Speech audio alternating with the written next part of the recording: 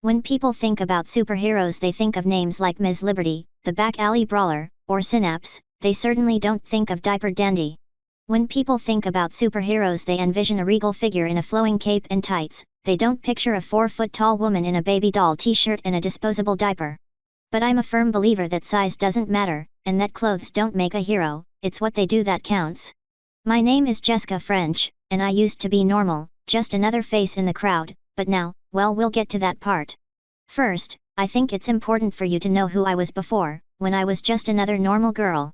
Come on, Jess, I just think we're ready. Jason said as he started to massage her shoulders. She indulged him for a second, and then regained her senses and wiggled from his hands. She stood against the wall, her arms folded, staring hard at him as he sat on the bed. Well, I think you're ready, but I'm just not, she told him in her firmest-sounding tone. Jason sighed and took a seat on the edge of the bed. Jessica, we've been going out for 8 months now, if you're not ready now, when are you going to be? He asked without looking at her. Her thoughts raced, she knew where this was heading, she'd been down this road before. This'll be the 5th time in as many years, she thought to herself. She didn't even realize that she wasn't involved in the conversation until she saw Jason get up and head for the door. Where are you going? She asked, though she already knew the answer that was to come. He looked back at her. I'm going out to find myself a girlfriend that's physically attracted to me, he said with an icy look. If you ever become that girl, you feel free to give me a call, he told her as he walked out the door, and out of her life forever. Sitting on the floor, Jessica wished she could cry. She wanted to, she felt like it was the thing to do in this situation, but she'd been through this so many times that it hardly fazed her anymore. That was the thought that got the tears flowing. Why are guys all the same? She pondered. Why is it that they assume if you aren't ready to have sex that you're some kind of ice queen, or a freak? She asked herself. With a sigh she wiped away her tears and got up off the floor. She went to her dresser and pulled out a pair of pajama pants. Heading into the bathroom she stripped off her jeans and stared at her reflection. The 4'4" woman glared at the image before her, a yellowed disposable diaper taped around her waist. I hate you, she told the garment as she started to get herself ready for bed. Jessica French may not sound like anything special to you, or even her for that matter, but she's destined for great things. Jessica is what you might call a genius. At 23 years old she's the youngest person at Paragon City University to have a full scholarship and grant from the science department. Her work is groundbreaking in the field of medical science.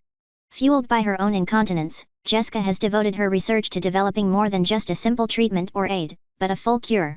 Some may say that her research is foolhardy and selfish, but those people have never suffered the humiliation of not being able to control their bodily functions.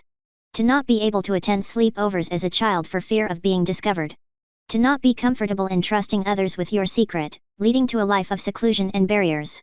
Jessica has lived through those things, and if she can spare one person from those feelings and experiences, then she will do anything in her power to do so. The alarm clock buzzed annoyingly in her ear as she fought to stay asleep. Shutting off the alarm and rising from the bed she shuffles to the bathroom. Her pants come down in the doorway, a ripping sound tears through the air and her sodden diaper plops to the floor as she climbs into the shower. Humming to herself she steps out of the shower, tendrils of steam flowing from her body. She dries herself off and lays her changing mat on the bed. She fetches a clean diaper and some powder and expertly secures her protection for the big day ahead of her. Dressed in a black skirt and matching sweater she ties her long blonde hair into a tight ponytail and applies a light bit of makeup before heading out to her car.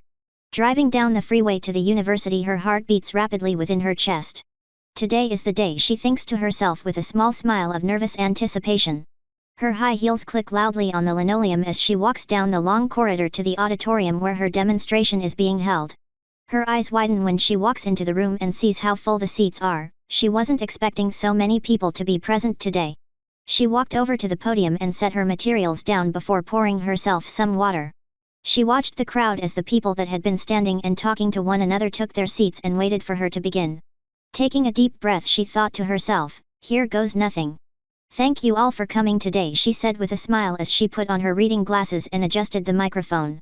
My name is Jessica French, and I am here today to present my invention, that according to all of our tests will be able to finally cure incontinence in all of its forms. She watched as a few photographs were taken from the back of the auditorium, and notes were jotted down. I'm pleased to see so many of you here today. From what I'm told, many of you are doctors and businessmen in the field of medical equipment. I hope that you are as eager as I am to see this equipment put to use in hospitals around the world, hopefully in the near future, she said with a smile and took another sip of her water. I realize that most of you out there are probably thinking that incontinence is merely a minor inconvenience, and the science department's funding would be better spent on developing a cure for AIDS or cancer. To a certain extent you're right, but my only answer to those thoughts is I'm still young, and the science department has a lot of money for my future work, she said, getting laughter from the crowd. Ladies and gentlemen, I have lived with incontinence all my life. As a result I have led a very secluded life, not having any intimate relationships, and living in fear of my secret being discovered. My hope is that with this invention I can spare millions of people these feelings, and give them the normal and carefree lives that everyone deserves. So, without further ado, she said, and gave a nod to a few of her aides to remove the large sheet that covered her invention. Many more flashes went off as the machine was unveiled. The large laser stood 3 feet tall, and had a metal frame that was nearly as long. Using a small piece of crystallized sands of mu, which we got from the university's Crodoa campus. As some of you may know, the sands of mu are used by mystics all over the city in their rituals.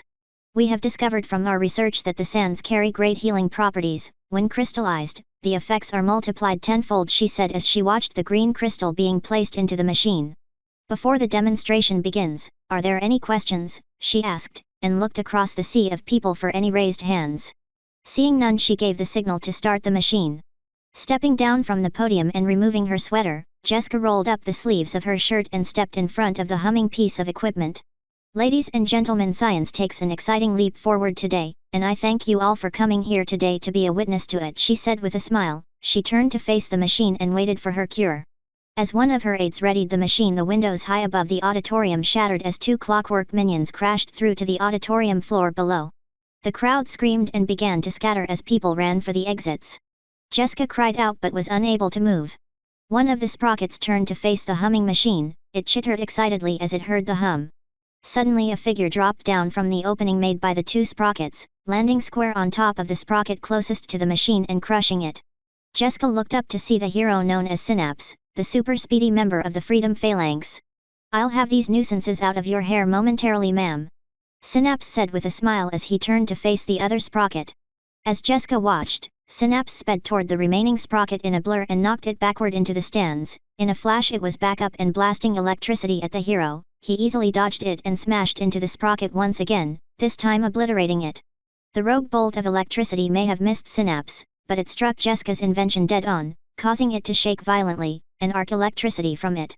Jessica screamed as she watched, helplessly frozen in fear as the once green sands of mu crystal changed to a blood red as it became overloaded with energy. Synapse turned toward the scream and saw the machine fire a red beam of light at the cowering girl for a few seconds, and then explode violently, sending the young blonde flying and crashing through a nearby wall.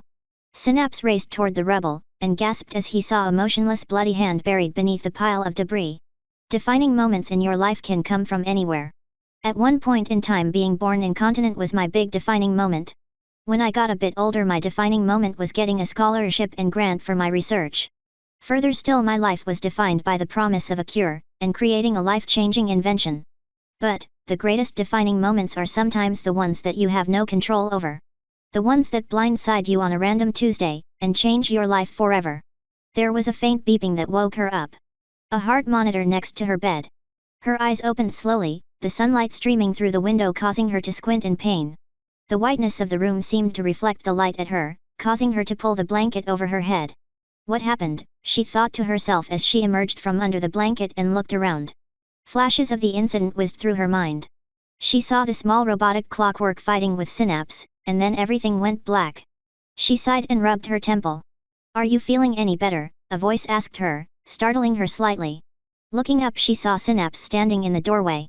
She nodded and attempted a smile. "You saved me, thank you," she said. Synapse came closer. "I tried to save you. That sprocket got off a blast at me, and missed and hit your machine. It exploded and knocked you through a wall. I was afraid you weren't going to make it," he told her. "Through a wall? How did I survive?" she asked him. Synapse shrugged. "I'm not sure, but whatever that machine did to you when it blasted you, it saved your life," he told her. "The machine blasted me," she thought. Did the cure work? She asked herself and quickly looked under the blankets. Her heart sank when she saw another diaper taped on her. She felt tears welling up in her eyes. "Thank you again, Synapse. Could you leave now?" she asked as politely as she could. Synapse frowned. "Yeah, you're welcome, glad to see you're okay," he said, and left her to cry later. The wind on top of the building was a lot more powerful than she thought it would be. Standing on the ledge, she looked down at the city streets below. The streetlight in front of the hospital seemed to give her a landing marker as she stared at it. Wiping the tears from her eyes for the millionth time since she woke up in the hospital 3 days ago, Jessica sighed and took her small step in her giant leap into her destiny. It's amazing the amount of thoughts you go through when you're plummeting to your impending doom, memories of loved ones, of summers past, and the cold realization of what it is you're doing. Jessica went through these things, and started screaming as she fell. After the weight of her decision sunk in, she changed her mind. But as she rocketed toward the earth, it was too little too late. The impact set off car alarms blocks away. The crater she left looked like a meteor had hit. And as she opened her eyes and stood up from what she had assumed would be her grave, she could think only one thing: what the fuck dash. "K, so you're telling me that I have superpowers?" she asked the doctor. Dr. Snyder cleared his throat before speaking. "Ms. French, the results of our tests are inconclusive. We know that the blast from that machine has altered your physiology somehow, we're just not certain to what extent," he told her as he examined her chart. Jessica smiled as she thought about her 20-story swan dive she'd done a few days before. "Thank you, doctor, I appreciate all you've done for me," she said as she shook his hand and skipped out of his office. Over the next few days, Jessica set out to discover just what her powers were. She knew that she was invulnerable to some extent, her fall had proven that. Her first big break had come one afternoon after she saw a gang of skulls attacking a few businessmen. It had made her so angry when she saw it that she balled up her fists in anger. She almost didn't notice that they had become enveloped in a bright red energy till she felt the warmth radiating from them. She ran home as fast as she could to log her findings. A few days later, Jessica found herself in an awkward position at the track when her feet became encased in stone as she was sitting on the bench after a run. She found that she could still walk with them in this state. She could even run, albeit at a considerably slower rate.